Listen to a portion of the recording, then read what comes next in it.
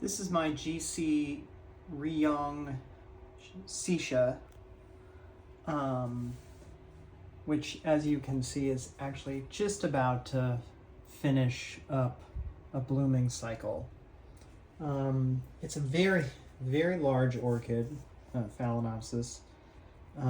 Extremely healthy. I can't take any credit for this. But I wanted to talk a little bit about Reyoung Sisha here for a couple of reasons. One is I think it's just such a beautiful orchid, but what's really special is I actually found this at the local supermarket, and I think this is one of the things that's really remarkable about collecting and growing orchids is, you know, it's not something where you're only going to find a really terrific flower on the internet, or for an egregious price. You know, this Reyoung Sisha was $25.99, and no shipping. So, but as you can see, of course, like, they don't at the supermarket think that you're gonna care what the heck specific fowl you're actually buying is. So this Reyoung Sisha has no no species designation or subspecies designation. So Google Images was the one that found me the information about it. I think one of the other things that I really like about this plant and what you wouldn't know from just looking at the video here, is that it starts out at an incredibly intense yellow and fades over the flower life to a much lighter color.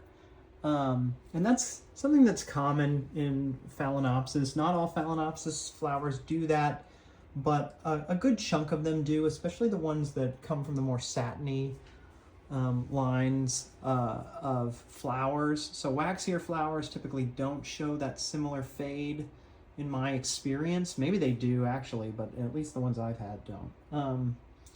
And I actually managed to cross this Reyoung Sisha with one of my novelty phals, my favorite novelty phal, and an incredibly dark purple cross between a Lioulin Blue Eagle and a KS Blue Ludde. You know, I think that'll be an incredible cross because I actually love this flower's shape and size, and I really love its color too, and its interesting, obviously, veining.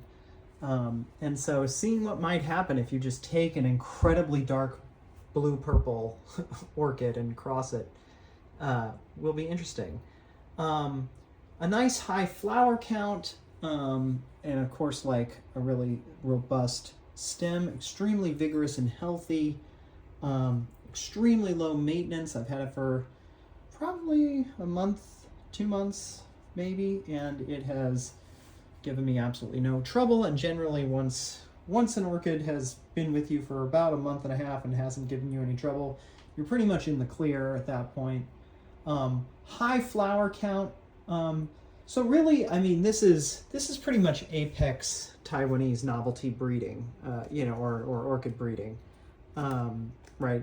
You know, this is what I think those growers have all been going for the last several years, and, you know, just sitting there minding its own business on the orchid shelf at the Safeway. So I'm so glad that I scooped it up.